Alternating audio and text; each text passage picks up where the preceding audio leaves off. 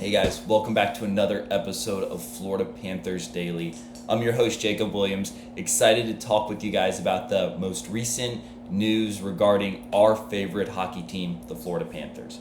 So yesterday, NHL 26, the video came out with their ratings for every single player in the NHL, including our Florida Panthers.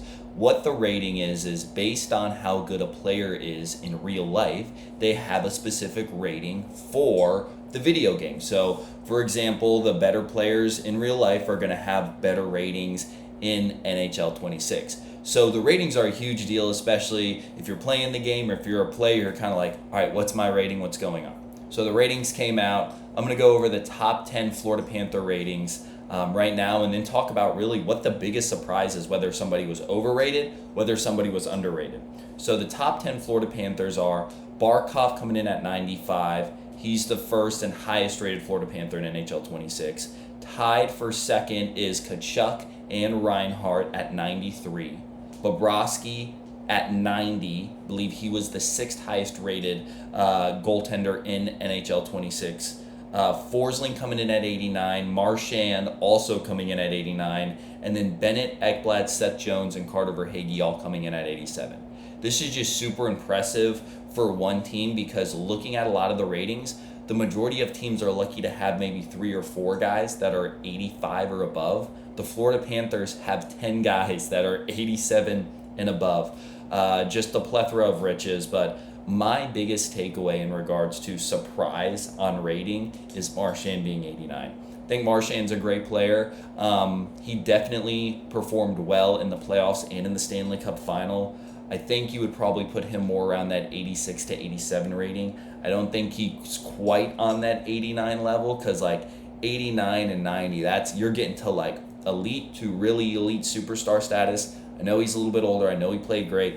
Don't think he's quite up to 89. But yeah, if you guys want to, you can go to EA Sports NHL on their social media. They have all the ratings for all the different players, regardless of team. So if you want to go and see where your favorite player stacked up, whether it's a Florida Panther or not, you can go and check out the ratings there.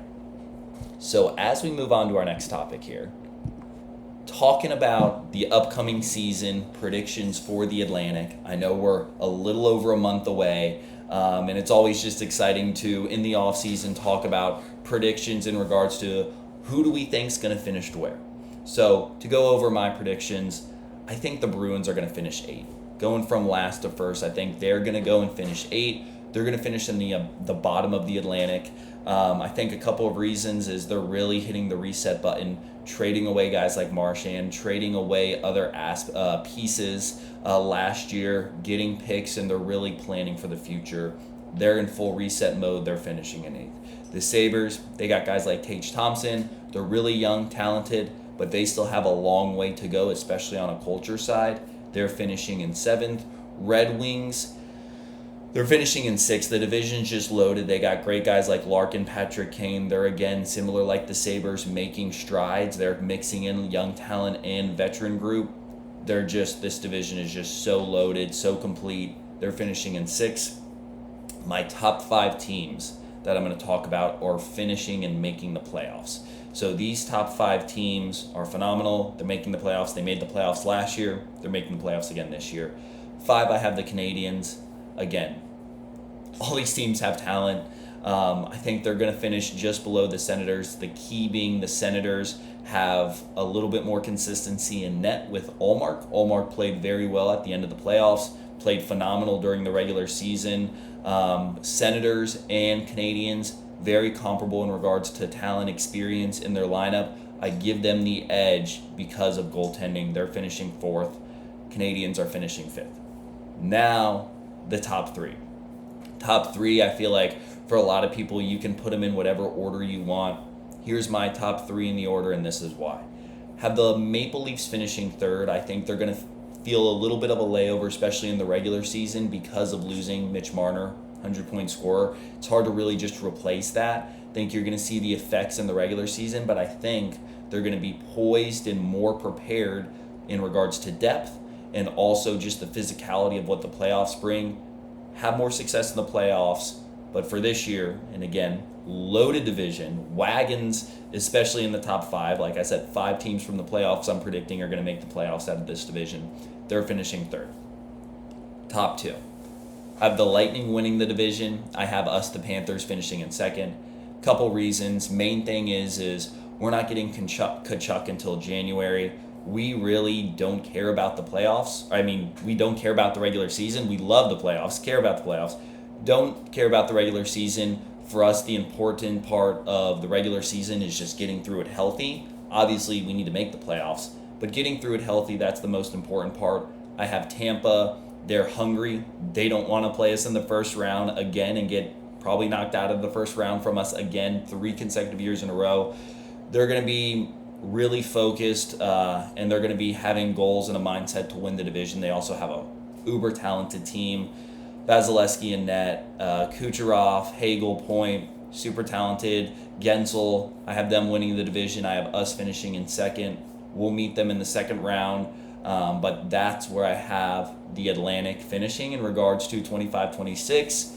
Those are my preseason predictions as we're getting closer. If you guys want, leave a comment below on where you guys think that top 3 or that top 5 is going to finish. Would love to hear your guys' thoughts. So now we're talking about Amerant Bank Arena renovations.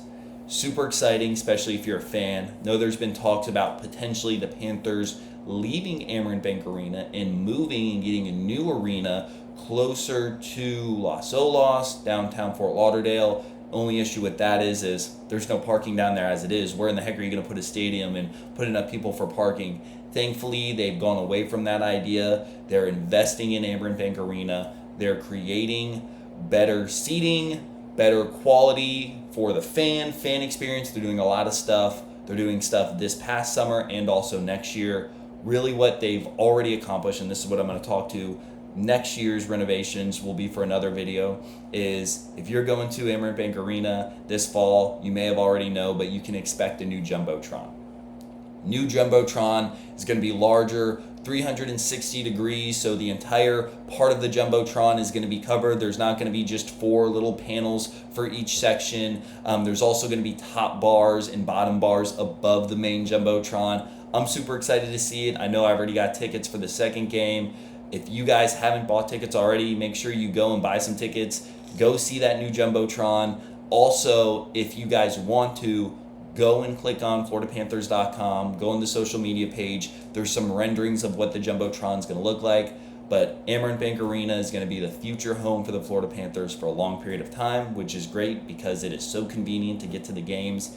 And expect if you're going to a game this upcoming season, look out for that new Jumbotron. Now, let's talk about our final topic here, and that is the Florida Panthers a dynasty? It's a great question. I think what you need to ask yourself first, or what we need to ask ourselves first, is what would you call a dynasty? For me, I think what a dynasty is you need to win 3 championships within a 6 to 7 year span. I think it's so easy to win back-to-back. Well, it's not easy, but I think there's a lot of teams that have won back-to-back, or you can look at the Kings who won one in 2012, took a year off, then won one in 2014, and then didn't win or make it back since. I don't consider going to the Stanley Cup final or going to a championship series or Super Bowl a part of a dynasty. You need to win it. It doesn't matter if you don't win it. Ask the Edmonton Oilers, how do they feel? Do they feel that their past 2 seasons have been a success? No. So within that, you need to win 3 titles within a 6 to 7 year span. Some teams and recently that have done it, at least in regards to football, the Chiefs most notably, 2020, 2023, 2024. Patriots did it twice in the early 2000s, 2002, 2004, 2005.